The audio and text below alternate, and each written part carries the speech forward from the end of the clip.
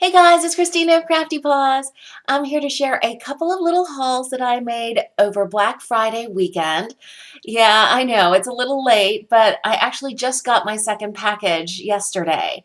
And I wanted to share these with you guys just so you know what to keep an eye out for, maybe even next Black Friday. So I only shopped at two stores. One was Simon Says Stamp, and I missed their really great stamp sale, but I did catch their die sale.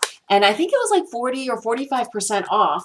So I picked up these three accompanying die sets for stamp sets that I already had.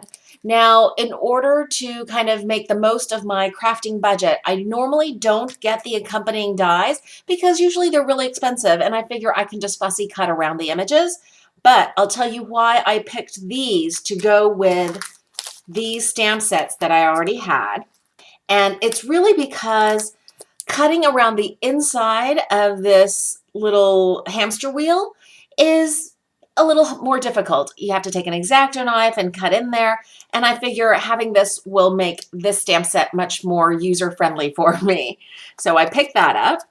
And then for this stamp set, which is the Booyah set from Lawn Fawn, I picked up this accompanying die set because of all these tiny little pieces, the little hats, the little hair, and I figured if I don't pick up this die set, really the way I would use this stamp set is by doing a lot of masking, which is a lot of work. So I thought this was another really good one to invest in.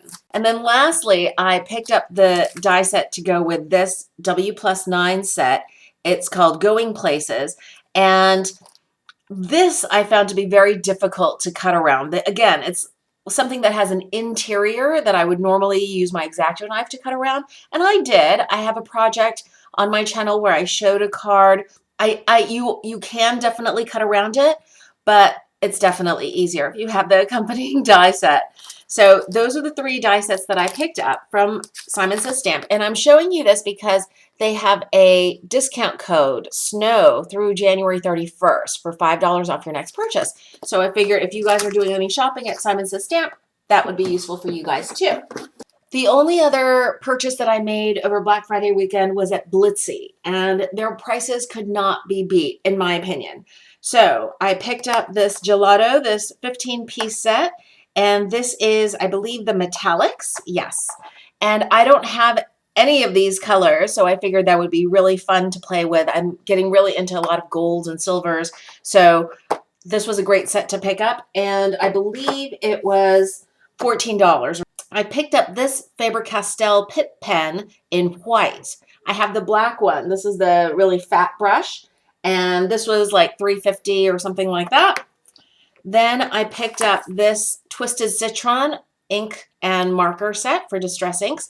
I'm not getting all of the new colors because some of them are so close to existing colors, but this Twisted Citron is so different from anything else in Tim Holtz's Distress Ink collection. So I knew I wanted to pick this up, and these were pretty good prices. This was $2.99 and the marker was $1.75. Then I also got a refill. I don't have many of the refills. I think I have Vintage Photo, and this is my second one. It's tumbled glass because I find that I use tumbled glass a lot for kind of sky backgrounds or even water. So this is one that I really needed. I think my ink pad was starting to dry up.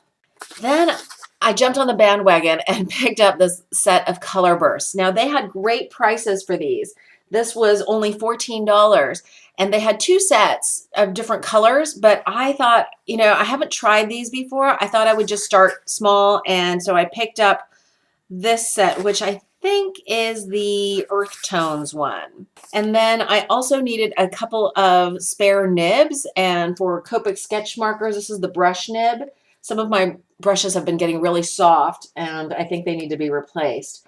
This was $4, so I think that's a pretty good price for replacement nibs. And then lastly, I picked up this brick wall stencil. I've been looking for a brick wall stencil for quite some time, and every time I get close to buying one, it goes out of stock or whatever. And there are lots of different people who make these brick wall stencils, but I really like the distressed look of this Tim Holtz brick wall stencil. And this was just under $4. So those are my two little hauls from Black Friday. I think I got some really good deals, and I'm really excited to play with these new crafting yummies. Thanks so much for watching. I hope you guys are having a wonderful crafty day. Bye.